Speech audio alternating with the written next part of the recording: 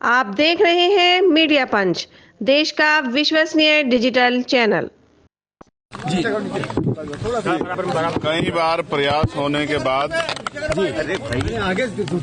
मुलाकात करने आना चाहता था। 2 बार प्रयास किया तो उनकी तबीयत खराब थी जी, इस वजह से नहीं आ पाया जी।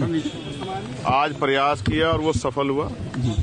मेरी मुलाकात हुई, काफी लंबी बात हुई और मेरा पूरा जो है ध्येय इस बात पे था कि उनकी तबीयत कैसी जी, क्योंकि मेरा उनका राजनीति से अलग जी एक बहुत करीबी दोस्ताना पारिवारिक रिश्ता है जी। तो मैं उनके मामलों को भी देख रहा हूँ। जिस तरह से बकरी चोरी कराने में 10 साल की सजा, ऐसे एक होता चोरी करना एक कराना जी, ऐसे छोटे छोटे मामलों में बड़ी बड़ी सजा, और जिस जज ने उनको निर्दोष करार दिया वो जज शाम के समय तक ट्रांसफर होकर दूसरे जिले में चले जाते हैं।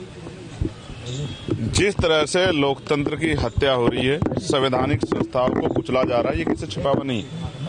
मैं उनसे मिला हूं, वो फांसी घर में है, जहां पहले फांसी दी जाती थी ना आजादी से पहले, उसी फांसी घर में हूं। मैं उनसे मिला और मेरा ये विश्वास है कि ये परेशानी के बादल जल्द छट जाएंगे।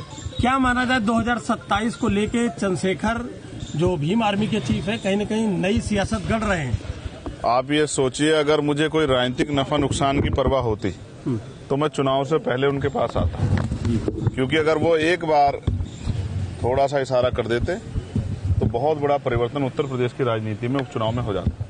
लेकिन मैं इसलिए चुनाव के बाद आया हूं कि ये मेरा जो रिलेशन है, रिश्ता है, ये पुलिस और सरकार ने कुछ दरोगाओं का सस्पेंशन भी किया है। क्या मानते हैं?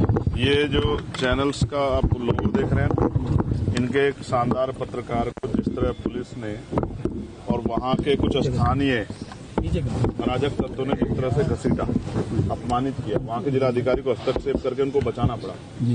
जिस तनाव में और जिस तरह की हिंसा में कल का चुनाव हुआ, शायद ही कभी इस तरह का चुनाव पहले हुआ।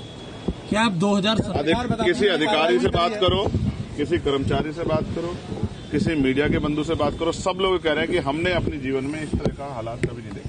क्योंकि मुख्यमंत्री जी ने इसको अपनी साख का सवाल बना लिया और उनको ये लगता है अगर वो कहीं उपचुनाव में लूज कर गए तो केंद्र में बैठी सरकार भाजपा की शायद उनको ना छोड़े। इस वजह से उन्होंने एड़ी चोटी का जोर लगाया। अधिकारियों को भी कहा कि मुझे ये सीटें जीतनी है, तो अधिकारियों ने भी पूरी जोर आजमाइश की और जनता ने लूटते हुए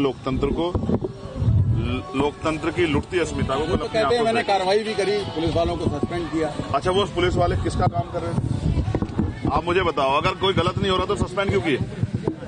ये तो वो हैं, मतलब आपकी चोरी पकड़ी गई तो आपने सस्पेंड किया, लेकिन जहां चोरी नहीं पकड़ी गई वहां तो हुआ। पहले समझो, अब आप समझो ना, अब ये चाइना का बॉर्डर नहीं है कि रिवॉल्वर निकाल के इंस्पेक्टर साहब को जनता को डराना पड़े। सर, पहले हरदोई जेल में अब्दुल्ला